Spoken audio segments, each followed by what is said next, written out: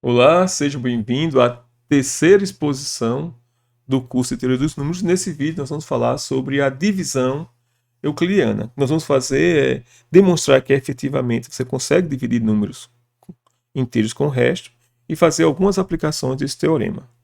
Antes disso, vamos nos lembrar exatamente o que é a divisão euclidiana, como exemplo da maneira que a gente aprendeu lá no ensino fundamental. Quero dividir 15 por 6. Como é que o professor nos ensinou? Pelo menos foi assim que eu aprendi, eu acho que é desse jeito. Ele disse, não, você pega, desenha. Eu quero dividir 15 por 6, então eu vou desenhar aqui bolinhas, só que um total de 15, mas dividindo, quebrando esse total de 15 em grupos de 6. Então está aqui o primeiro agrupamento de 6. Aí eu penso, eu quero formar 15. Então, não chegou em 15 ainda. Então, eu vou pegar mais uma vez outro grupo de 6 e ver se eu não passei de 15. Passei de 15? Não, está em 12, não passei ainda. Então, eu vou começar a continuar ainda, colocar as bolinhas. Então, nessa brincadeira, nós encontramos que nós temos aqui dois agrupamentos, cada um com 6, e restaram 3. Então, se eu tivesse que dar essas bolinhas para crianças, eu entregaria para cada criança 2 bolinhas e ainda restava mais 3 bolinhas para eu ficar brincando. Ou seja, 15 por 6 dá quociente 2 e restam 3 unidades. Só que aqui há um inconveniente em utilizar esse símbolo, porque ele não está em uma linha. Então, você vai, por exemplo, escrever um livro, ou colocar, se você for estudar um texto, seria complicado você ficar escrevendo assim. Peguei o número A, dividi por B, achei um quociente, dividi por B, achei um quociente Q e um resto R. É meio complicado.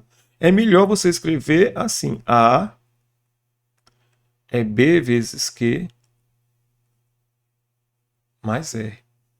Qual a relação que existe entre o resto e o divisor? O resto ele tem sempre que ser menor do que o divisor, porque se fosse maior, poderia continuar aqui dividindo. Então, aqui também, esse R ele tem uma propriedade de ser menor do que o divisor. E claro que o resto é maior ou igual que zero. Relembrando que esse número A aqui é chamado de que está sobre a ação de ser dividido, então ele é o dividendo, ou seja, aquele que está sobre a ação do verbo, indo, estudando, você está estudando, você está sobre a ação do verbo estudar, você está dormindo, né?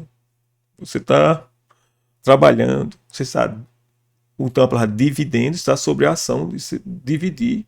Quem realiza a ação é o divisor, que é esse termo aqui, o B é chamado de divisor. Por fim, esses dois termos aqui, Q é chamado de quociente e o R é chamado de resto.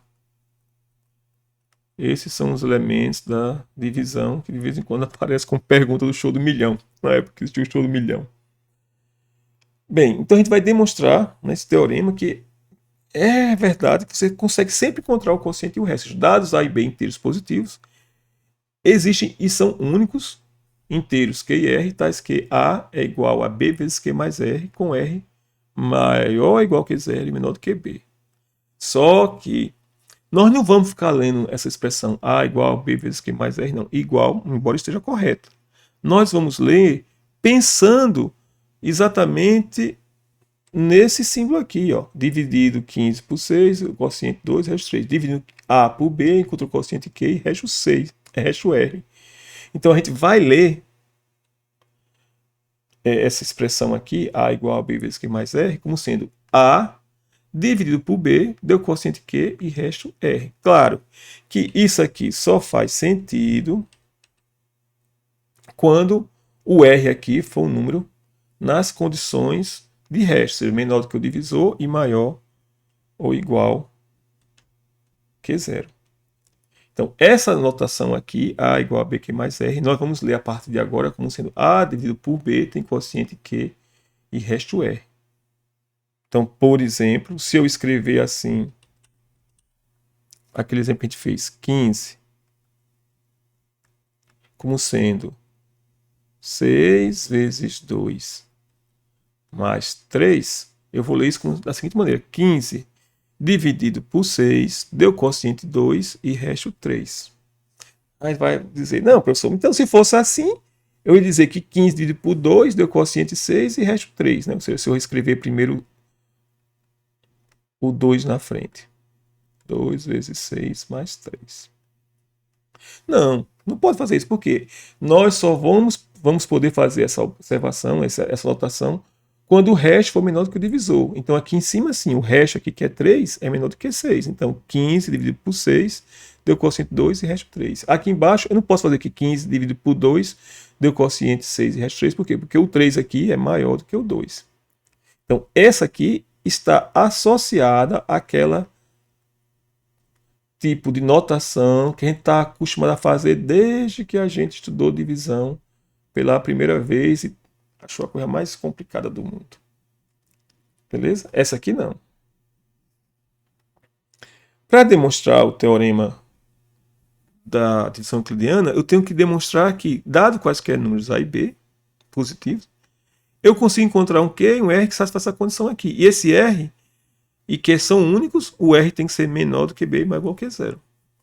Para fazer isso, nós vamos precisar o princípio da boa ordem, que eu vou escrever o tempo todo PBO, que é o seguinte: todo subconjunto não vazios naturais possui um menor elemento. Esse é o princípio da boa ordenação que a gente vai utilizar para demonstrar a divisão euclidiana.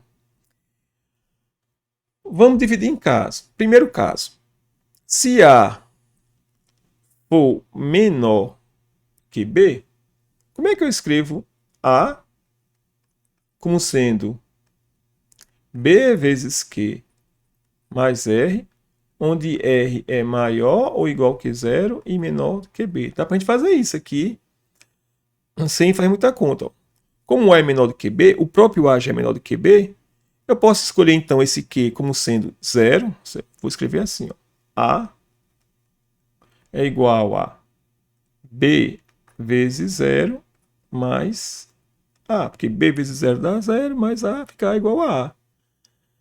Esse número A aqui, que eu estou escrevendo como sendo o resto, ele é menor do que o divisor, que é B.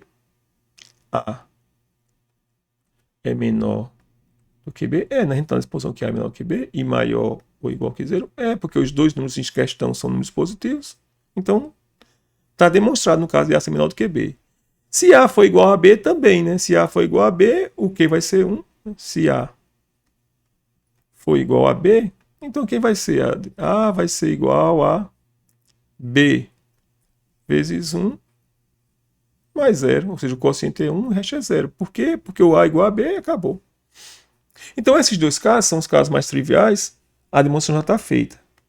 O que a gente vai se preocupar agora é quando não é esse o caso. Quando eu tenho agora BA sendo maior do que B. Ou seja, o que é a mesma coisa escrever que A menos B é maior que zero.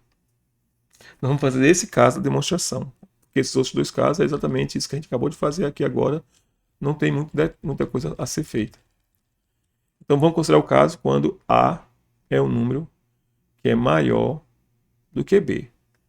Que em geral é o que a gente já faz quando a gente é criança. Então, para isso, eu vou fazer aqui um desenho para ilustrar exatamente o que acontecia quando a gente era criança, fazendo essa divisão. Aqui eu tenho a reta dos números. Primeiro número para a gente, aqui nessa reta vai ser o 0. Opa. Primeiro aqui, número para a gente vai ser o 0. O A é maior que B. Lembra, quando o número é maior do que outro, ele está à direita. Então, vou colocar o A para cá, à direita. E o B menor vai estar aqui à esquerda. Aí nós vamos fazer como no jeito daquele exemplo. Você pega A e vai quebrar ele em partes, cada uma dessas partes com B. Então eu tenho B aqui. É menor do que A? É. Agora eu vou pegar mais uma vez B. Vou pegar B mais B, que dá 2 vezes B. É menor do que A? É. Ainda posso somar mais um outro B aqui? Dá. Dá para a gente colocar ainda aqui mais um B. Ó. 3B. é menor do que A, e você pode continuar fazendo isso. Vai chegar um momento aqui, vou colocar reticências, vai chegar um momento aqui que vai ter um múltiplo de B, que é anterior a A, e depois vai ter um outro múltiplo de B, que vai ser posterior a A. Esse que é anterior a A, eu vou chamar de B vezes Q, tá? Me permite aqui somente trocar, em vez de fazer 1B, 2B, 3B, e fazer QB, 3B vezes Q, que é a mesma coisa. Então, o posterior é quem? É o múltiplo de B, que é depois desse, B vezes Q, que seria então B que multiplica Q mais 1. Isso é uma coisa que a gente consegue visualizar. Então, a diferença entre A e B vezes Q, ou seja, eu fui pegando os múltiplos de B, quando o próximo múltiplo ultrapassou A, então o que sobrou aqui a gente chamou de resto. Então, essa é a ideia. Para fazer isso, dentro da formalidade da matemática, nós vamos utilizar o princípio da boa ordem, né, que afirma que todos os subconjuntos naturais não vazios têm o menor elemento, e vamos considerar para isso o conjunto S, que vai ser exatamente o conjunto que a gente imagina, que a gente utiliza quando está fazendo a divisão. Por exemplo, pegou aqui o número A, aí subtraiu de B. É maior que zero? Então eu posso continuar a brincadeira. Pego A, subtraio 2B, é maior que zero? Você vai fazendo isso até que chega uma hora que é maior do que zero, mas depois no próximo passo não é mais maior do que zero. Ou seja, eu vou pegar A menos os múltiplos de B, N vezes B aqui, onde esse número N pertence aos naturais, mas eu vou pegar esses aqui apenas, não são todos os números desse tipo, apenas aqueles que são maiores do que zero, ou seja, esse aqui é o subconjunto desse que está dentro do conjunto dos números naturais. Ou seja, esse termo aqui, A menos NB, para estar dentro de naturais, é maior que zero. Bem, esse conjunto é vazio? Vou colocar aqui, né? Esse conjunto aqui, ó, por estar dentro de naturais, esse número aqui é maior do que zero. Esse conjunto é vazio? Tem algum elemento dentro desse conjunto? Com certeza tem, ó. Para n igual a 1, vou escrever aqui, para n igual a 1, nós temos que A menos NB vai ser exatamente igual a A menos B.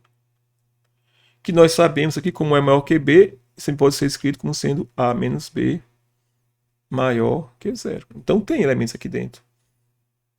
Isso aqui pertence ao conjunto S. Portanto, S é diferente do conjunto vazio. Como é um conjunto que não é vazio, pelo princípio da boa ordem, o que é que a gente pode concluir? Que dentro desse conjunto possui o menor elemento. Vamos chamar ele de R, né? Seja R exatamente o menor elemento do conjunto S. Ele existe? Existe, porque o princípio da boa ordem nos diz que todo subconjunto não vazio possui o menor elemento.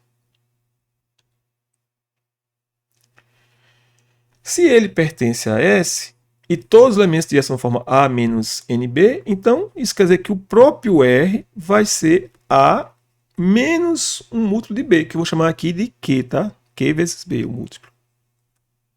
Ou equivalentemente, a gente tem que, isolando aqui o A vai ser igual a B vezes Q mais R. Então, nós encontramos aqui Q e R que satisfaz essa condição, mas para satisfazer o teorema, a gente tem que mostrar que esse número R aqui, ele é menor do que o divisor, e maior ou igual que zero. Que ele é maior ou igual que zero por quê? Porque R é um número que está dentro aqui do conjunto S. Né? Portanto, R é maior ou igual que zero. Então vamos colocar, só para evitar esse problema, vamos colocar aqui maior ou igual que zero, né, para garantir aqui que esse R também é maior ou igual que zero. Bem, então o que é que está faltando a gente demonstrar? Está faltando demonstrar que esse número R é menor do que B e mostrar que esses números Q e R são únicos. Vamos lá. O que aconteceria se esse R aqui não fosse menor que B, fosse maior que B essa distância. Se fosse maior que B, então eu teria um outro múltiplo de B ainda aqui, né? Maior do que B vezes Q. Essa é a ideia que a gente vai fazer agora para demonstrar que na realidade esse R tem que ser menor que B. Então vamos lá. Se R... Tem que aumentar aqui um pouquinho o quadro. Se R é maior que B, então R menos B seria, para o lado de cá, maior que zero. Primeira coisa que a gente tem é isso. Outra coisa, eu posso trocar aqui esse R por outro elevado. R é A menos Q vezes B. E ficaria então assim, R, que é exatamente igual a A menos Q vezes B. Aí menos B. Esse número aqui é maior que zero. Vamos chamar esse número aqui de S, para a gente não ficar o tempo todo falando esse número. Só que eu ainda pode reescrever esse termo aqui todinho, isso é equivalente a escrever que esse número S, ele vai ser igual a aí A menos Q vezes B menos B, colocando aqui o menos B em evidência, que multiplica Q mais 1. Ou seja, S é maior que zero, S é desse formato aqui, ó, é A menos o múltiplo de B. Conclusão, disso aqui e que S, dessas duas coisas aqui, ó, a gente conclui que S pertence àquele conjunto S. Por quê? Porque ele é um número maior que zero e ele é A menos o múltiplo de B. Só que, qual a relação entre S e R? Quem é maior? S, que é R menos B, ou R? Quem é maior dos dois? Com certeza, de R, eu tirando aqui B, esse número aqui é menor do que R. Né? B é um número positivo, eu tirei de R B, então é menor.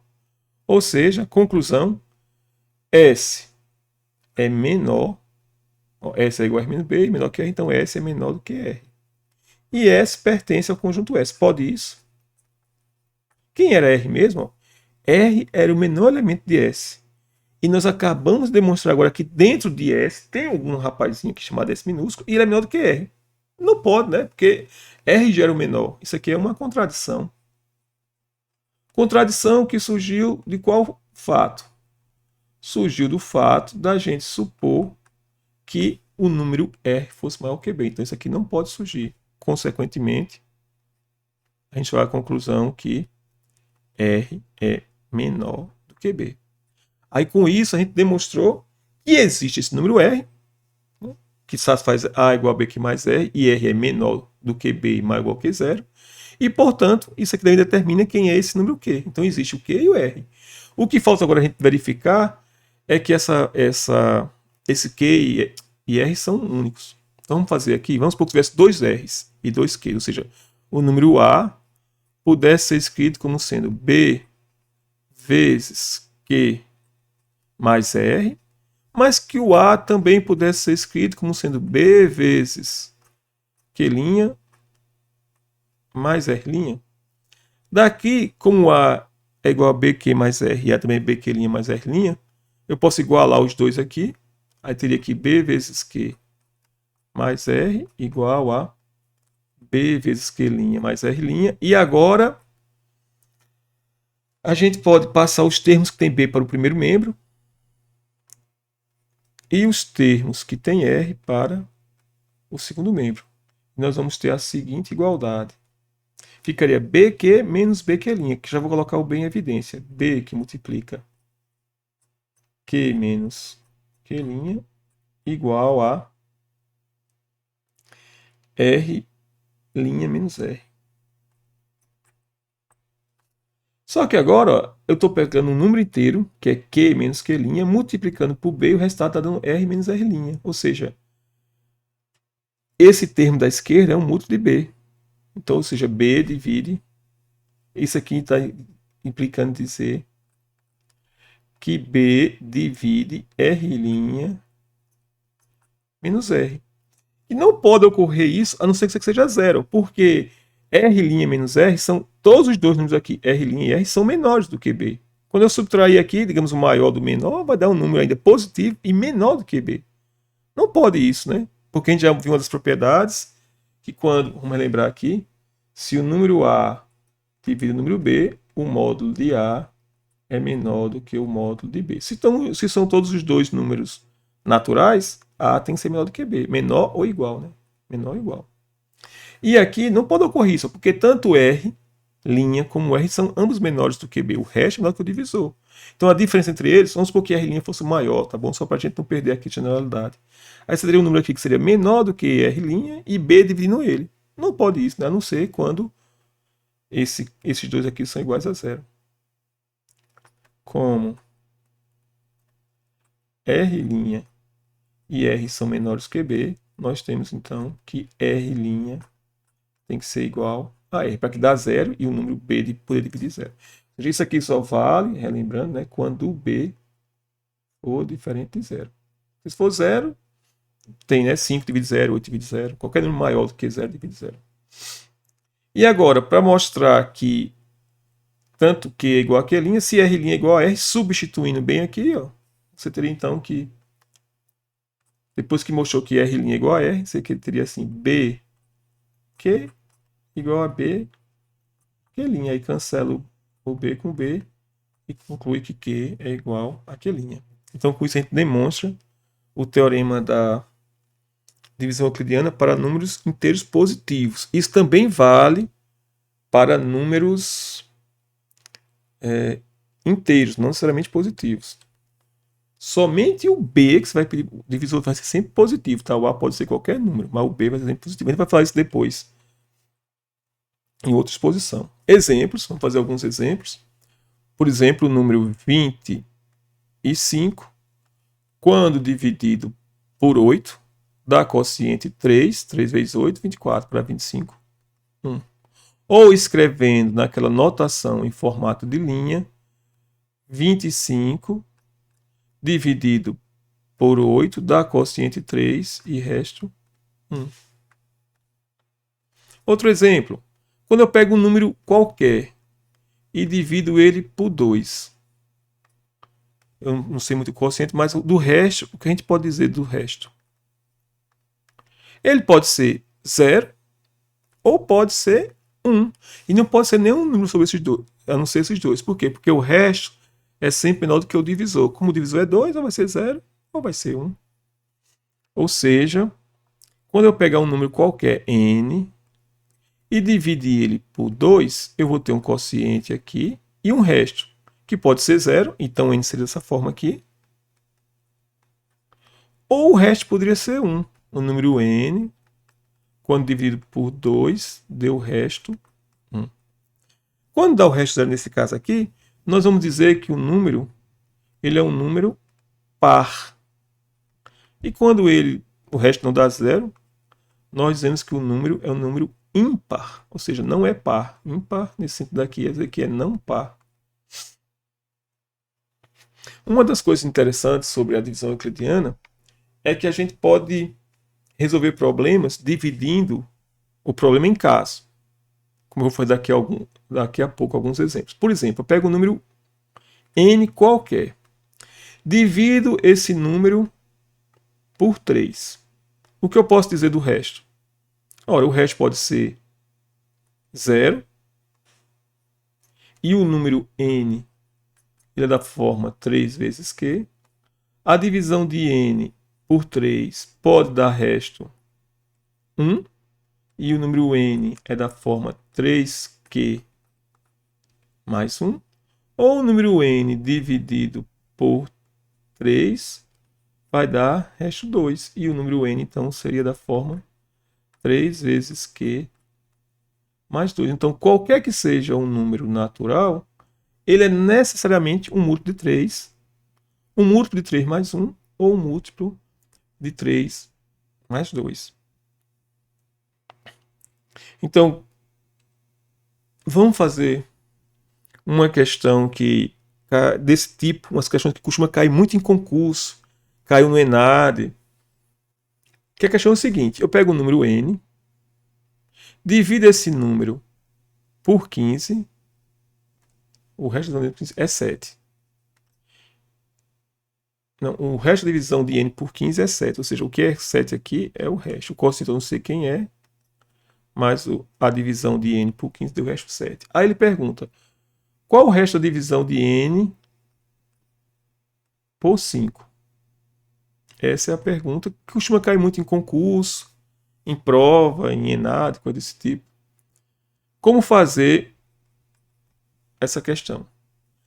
Mais uma vez, vou demonstrar agora como fica muito mais interessante você escrever aquela igualdade, ao invés de escrever assim. Vamos escrever aqui. Ó. A igualdade seria como? N dividido por 15, deu um quociente que não me importa muito quem é, mais o resto deu 7. E eu quero saber qual é o resto da divisão desse número quando dividido por 5. O que é que eu vou reescrever isso aqui de tal maneira que apareça um 5 aqui multiplicando um termo, um número inteiro. E dá para a gente fazer isso, porque 15 é 5 vezes 3. Então deu 5 vezes 3, que mais 7. O n é escrito assim. Aí você vai dizer, então o resto da divisão de n por 5 deu o resto 7. Não, porque só pode dizer isso quando esse número aqui for menor do que o divisor. Como eu quero dividir por 5, eu tenho que reescrever esse 7 de tal maneira que ele tenha um fator 5, né? Porque a gente, quando faz divisão, você não vai quebrar por 5 em 5, dividindo por 5. Então eu vou reescrever isso aqui como sendo ainda 5 vezes 3Q. E o 7 dividido por 5 dá 1 e resta 2. Ou seja, 7 é 5 mais 2. E agora a gente pode colocar agora o 5 em evidência que aparece nessas duas primeiras parcelas. E você então tem que n, até que fim, deu 3Q. Colocando 5 em evidência, nessa parcela restou 1. Mais 2. Como é que eu leio isso aqui? A divisão euclidiana de n por 5 deu quociente 3Q mais 1, que não importa muito, mais o resto deu 2. Então a solução do problema é 2. Isso aqui, exemplo, ilustra assim, a vantagem de você escrever de forma de igualdade e quanto você pode trabalhar com essa igualdade. Uma outra questão comum também em concurso, em provas, é quantos números, que números, quando dividido por 7, deixam um resto igual ao seu quociente. Então, esse número que eu desconheço, eu vou pegar ele, dividir por 7, vai dar aqui um quociente, mas o quociente é igual ao resto. Ou seja, eu tenho aqui o resto R, e o quociente que eu vou colocar aqui é exatamente igual ao resto. E o resto, qual é a probabilidade que o resto tem que ter? O resto é maior ou igual que 0, ou menor que o divisor, que no caso aqui é 7. Resumindo a história toda, N, 7R mais R dá 8R. É da forma 8 vezes R. Onde esse número R satisfaz a propriedade de ser, quando estou dividindo por 7, um número que vai de 0 até 6. Ou seja, esses números procurados é da forma N igual a 8R, onde R pode ser 0, não é exata, pode ser 1, 2, até chegar no 6. Não pode ser 7, aqui o resto tem que ser menor do que 7. Ou seja, quando for 0, você vai ter o número, a solução. Quando for 0, 8 vezes 0 dá 0. Quando for 1, 8 vezes 1, 8. 8 vezes 8 vezes 2, 16. E assim sucessivamente, até chegar em 6 vezes 8, que é 48. Então, mais uma ilustração de como se utilizar a divisão euclidiana. Essa questão aqui também costuma cair muito em concurso, em prova. Está pedindo para você mostrar que o resto da divisão de n ao quadrado por 3 não pode ser 2. Não pode ser, não pode ser 2, que não existe. Como é que a gente faz isso? Bem, a gente já viu que qualquer que seja um número natural, quando você divide ele por 3, esse número ou ele é da forma 3 vezes Q, ou ele é da forma 3 vezes Q mais 1, ou ainda ele é da forma 3 vezes Q mais 2. E com isso eu posso descobrir quanto é que vale n ao quadrado. Se n é igual a 3q, vamos lá. Quanto é que vai ser n ao quadrado? Olha, é só pegar aqui e levar ao quadrado, que dá 9q ao quadrado, que a gente vai reescrever como sendo apenas 3, que multiplica 3 ao quadrado. Por quê? Porque a gente quer dividir por 3, ou seja, n ao quadrado, quando dividido por 3, deu quociente esse termo, que não interessa muito mais, o resto deu 0. Ou seja, se o número for múltiplo de 3, o quadrado dele também é um múltiplo de 3. Nesse outro caso, se n é igual a 3k mais 1, quem é n ao quadrado? Mas vamos levar aqui ao quadrado, é o quadrado do primeiro, 9q ao quadrado, mais 2 vezes o primeiro pelo segundo, 6q, mais 1 ao quadrado, que é 1. E como antes, eu posso colocar o 3 em evidência nessa parcela aqui que tem um 3. Também posso colocar o 3 em evidência nessa outra parcela aqui. Então, fazendo isso, colocando o 3 em evidência, nós vamos ter 3q ao quadrado na primeira parcela, mais 6q dividido por 3 dá 2q. E esse mais 1 aqui, esse mais 1, sobrou, coloco ele aqui. Ou seja, a divisão de n ao quadrado por 3 deu esse quociente e resto 1. Então, no primeiro caso, n ao quadrado dividido por 3 deu resto 0, nesse outro deu resto 1. Só falta analisar esse outro caso aqui. Se der 0 ou 1, ou seja, nunca vai ser 2. Vamos lá. Como eu já fiz 2 exemplos, agora eu vou ilustrar, ó, eu vou levar esse termo aqui ao quadrado. Eu não vou escrever mais 9q ao quadrado, porque eu quero manter sempre o 3. Então, vou fazer 3 vezes 3, né, que é 9. Então, vai ficar 3 que multiplica 3q ao quadrado. Ah, professor, mas eu queria primeiro fazer assim, depois colocar... Não tem problema nenhum, pode fazer, do seu gosto e agrada aí. Aí mais 2 vezes o primeiro pelo segundo, 2 vezes 2, 4. 4 vezes 3 fica apenas 3. Aí vezes 4q. Já apareceu 3 aqui. Mais 2 ao quadrado. E 2 ao quadrado dá 4. Eita, e agora? Agora não tem problema. Esse 4, você pode reescrever ele como sendo 3 mais 1. Ou seja, no final das contas, colocando já o 3 em evidência aqui, fica 3 que multiplica 3q ao quadrado, mais, colocando aqui o 3 em evidência, fica 4k. E esse 4, que era 3 mais 1, eu coloquei esse 3 em evidência, sobrou 1. E esse último 1 aqui, sobrou. Ou seja, n ao quadrado dividido por 3 deu o resto 1. Então, em qualquer um dos casos, o resto da divisão de n ao quadrado por 3 ou vai dar apenas 0 ou apenas 1. Nunca pode dar 2.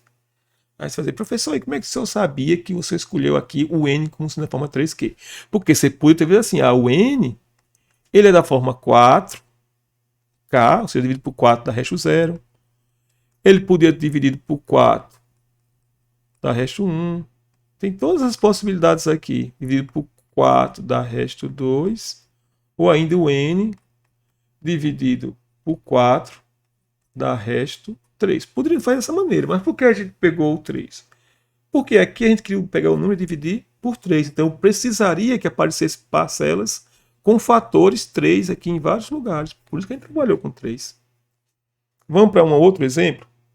Essa aqui é uma questão recorrente demais, que é assim, pergunta-se quantos são os múltiplos de um número menor do que outro. Por exemplo, quantos múltiplos de 12 existe que são menores que 200?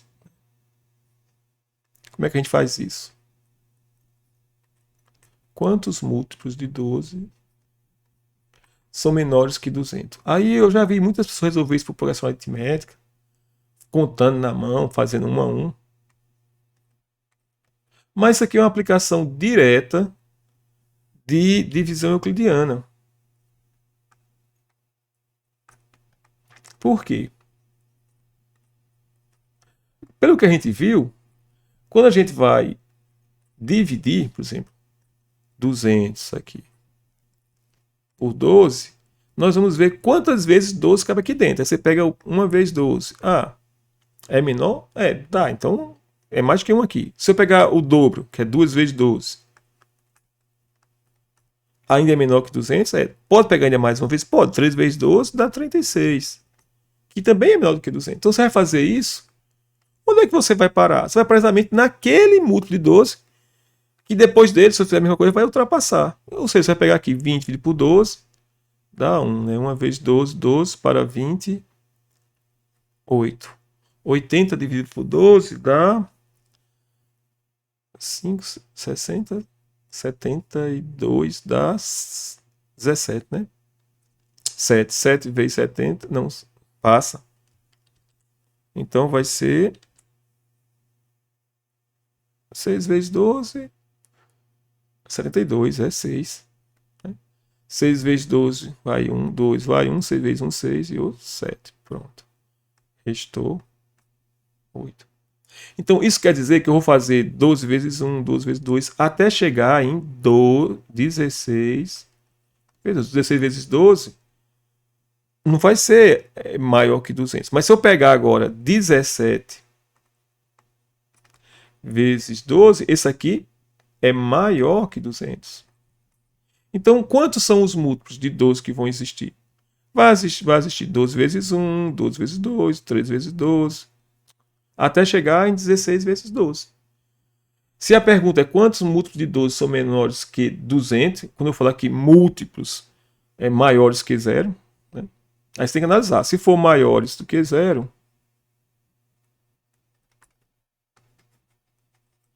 vai dar uma resposta. Porque vai ser 12 vezes 1, 12 vezes 2, 12 vezes 3. Quantos números tem aqui? Observe que esse está aqui conta. Ó. Isso é 12 vezes 1 tem 1. 12 vezes 2 tem 2.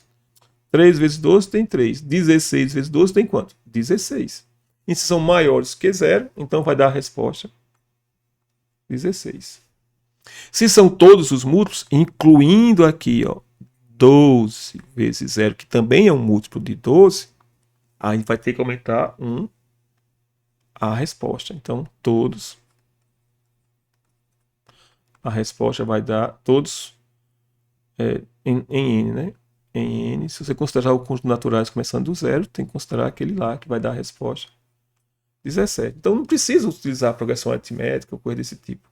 É simplesmente uma questão de divisão. Tem umas questões de concurso que é uma versão dessa daqui, que é, por exemplo, assim, quantos múltiplos de 12 são maiores que 100 e menores do que 200? Aí você faz a mesma coisa, faz o total, o menor e subtrai um do outro. Ou seja, são variações dessa questão. Ah, estava aqui a questão qual era. Outra aplicação. Mostre que 3 é um divisor de n ao cubo menos n. Ou seja, eu quero mostrar que 3 divide n ao cubo menos n. Então, como é que a gente pode resolver essa questão? Uma opção é por indução. Essa é uma das opções para resolver essa questão. Ou seja, qualquer que seja o n, 3 divide essa expressão. Outra é a gente fatorar esse n ao cubo menos n e tentar usar a divisão euclidiana. Como eu tenho um n na primeira parcela e na segunda, eu posso colocar o n em evidência, aí vai ficar então n ao cubo dividido por n dá n ao quadrado. Menos n dividido por n dá 1. A gente pode fatorar mais uma vez aqui esse n ao quadrado menos 1, né? Que é, como é n ao quadrado menos 1, vai ser n menos 1, que é o produto da soma pela diferença. E a gente poderia usar uma coisa que a gente já fez antes, que é ver que esses três números aqui, ó, são três números consecutivos. O menor é n menos 1, depois tem n entre os dois, e o outro é n mais 1. Então eu tenho aqui três números consecutivos. E entre três números consecutivos, sempre vai ter um múltiplo de 3, porque os múltiplos de 3 ocorrem de 3 em 3. 3, 6, 9. Mas vamos fazer agora de uma forma mais formal. O que a gente vai fazer? Vamos pegar o número n e dividir por 3. Ou seja, esse número dividido por 3, ele é de que forma? Em vez de usar aqui Q, eu vou usar K, tá, pessoal? Esse número n dividido por 3 pode dar resto zero. Se for assim, então esse termo aqui vai ser múltiplo de 3. E múltiplo de 3 vezes outros números dá um múltiplo de 3. Né? Se n for igual a 3k, isso implica que n menos 1 vezes n, que é 3k, vezes n mais 1, é o número dividido por 3, né? Múltiplo de 3, ou seja, 3 com certeza divide esse. Mas o n, quando dividido por 3, poderia dar resto 1. Se n fosse igual a 3k mais 1, qual dessas três fatores aqui ia ser múltiplo de 3? Acho que o primeiro, né? 3k mais 1 menos 1 vai dar exatamente 3k. Se n é igual a 3k mais 1, é porque n menos 1 vai ser igual a 3 vezes k. Aí continua a mesma coisa. Então, quando você fizer n menos 1 vezes n mais 1, isso vai ser igual. O n menos 1 é um 3k aqui. Aí vezes n mais 1. E 3 com certeza divide esse número. Por quê? Porque tem aqui um 3 lá. 3 divide. E outro caso, n igual a 3k mais 2. Se n é igual a 3k mais 2, qual desses três fatores aqui é que vai ser divisível por 3? Acho que é esse aqui, né? Ó, se n é 3k mais 2, então n mais 1 vai ser igual a 3k mais 2, que eu substituo o de n agora, mais 1. Ou seja, isso aqui dá igual a 3k mais 3. Né? Que vou colocar o k em evidência, então fica k. E 2 mais 1, 3, coloquei o 3 dentro, fica k mais 1. Então, com certeza, 3 vai dividir esse número vezes qualquer outro, inclusive esses dois aqui. Ou seja, 3 divide 3, que multiplica k mais 1, que é o n mais 1, vezes n menos 1, vezes n. Então, qualquer que seja o formato para n, esse, ou esse, ou esse, sempre o 3 vai dividir esse produto. Esse tipo de questão é muito usual, ela ilustra em muitas situações onde você quer resolver um problema envolvendo naturais e divide esse problema em casos. Primeiro caso, n dividido por 3 deu o resto 0. Segundo caso, n dividido por 3 deu o resto 1. Terceiro caso, n dividido por 3 deu o resto 2. Então, muitas das questões que você vai resolver envolvendo divisibilidade, se você não consegue fazer por indução e nem ver uma propriedade, você pode tentar utilizar a divisão euclidiana, como a gente fez aqui, para dividir o problema em casos. Essa questão aqui é muito parecida com aquela que nunca dá resto 2. Eu acho que a gente até já fez ela. Mostra que se n não é divisível por 3, então n ao quadrado deixa resto 1 quando dividido por 3. Ou seja, o que quer dizer que n não é divisível por 3? Que quando eu pegar n e dividir por 3, pode dar resto 1, ou n dividido por 3 pode dar resto 2. E resto 0? Não dá resto 0 porque ele está falando que não é divisível por 3. Agora você vai pegar e elevar aqui ao quadrado. Ó. Vou fazer um pouco mais rápido, que a gente já fez antes. Elevando aqui ao quadrado, vai ficar 3 vezes 3 vezes k ao quadrado. Mais, aí 2 vezes 3 vezes 1 vai dar 6 vezes k, então vai dar apenas 2k aqui. Opa, k. E mais 1 no final das contas. Ou seja, a divisão de n ao quadrado por 3 deu esse quociente e resta 1. No outro caso, vai fazer a mesma coisa, vai pegar n e levar ao quadrado. Vai ver que vai dar 3, que multiplica 3k ao quadrado, mais aqui 3, 2 vezes 2, 4 vezes 3k. Fica 3 vezes 4k.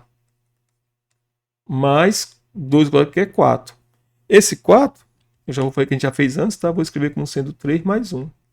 Ó, 1, 3 vezes 1, 3 mais 1, 4. Ou seja, em qualquer um dos dois casos, n ao quadrado, quando dividido por 3, deu sempre resto 1. Mais uma situação que ilustra. Eu estou fazendo aqui essas questões, trabalhando com 3, 4 são números menores, mas nada impede. Se fosse uma questão aqui falando divisibilidade por 5, você pegaria 5k mais 1, 5k, 5k mais 1, k mais 2, k mais 3, e assim em diante. Essa questão aqui é mais uma aplicação da divisão euclidiana, que não envolve tanto assunto de divisibilidade, mas é uma questão interessante, que diz que se eu tiver 25 pessoas numa sala, pelo menos 3 pessoas nasceram no mesmo mês. Por que isso aqui é uma questão de divisão? Eu vejo o pessoal usar o princípio da casa dos pombos, uma coisa desse tipo, mas isso aqui é simplesmente uma questão de divisão. Se eu tenho 25 pessoas para dividir por 12 meses, se você, quando faz essa repartição, não vou chamar de divisão não, essa repartição das pessoas para os meses, a situação que você tem tudo mais bem homogêneo é colocar a mesma quantidade de pessoas em mês. Você vai fazer a divisão que a gente está acostumado. Ou seja, 25 dividido por 12 dá 2. 2 vezes 12, 24. Para 25, 1. Restou 1. Então, isso quer dizer que se essa divisão for feita de maneira que reparte as pessoas igualmente em meses, daria 2 duas pessoas para cada mês e ainda sobraria mais uma pessoa. Essa nova pessoa teria que fazer aniversário em algum dos 12 meses. Ou seja, pelo menos um mês iria ter que receber 3 pessoas. Isso é o caso melhor. O outro caso é que essa repartição fosse feita bem aleatória, sei lá, pega 24 pessoas e coloca no mês de janeiro e uma no mês de novembro. Mas aí nesse caso é que vai ter mais gente mesmo fazendo aniversário nascendo no mesmo mês. Ou seja, em qualquer caso, você vai ter sempre mais do que... Vai ter pelo menos um mês que tem 3 pessoas naquele mês. Poderia ter mais, não necessariamente apenas um. Bem, pessoal, com isso a gente... não tem mais uma. Mostre que no conjunto com 2024 elementos há pelo menos 119 números cuja diferença é múltiplo de 17. Bem, como é que faz essa questão? Vou deixar para vocês pensarem, pode ser a questão da avaliação. A ideia é bem parecida com essa aqui. Só que, claro, tem mais um detalhe. Mas é parecida a questão. Então, obrigado por terem assistido.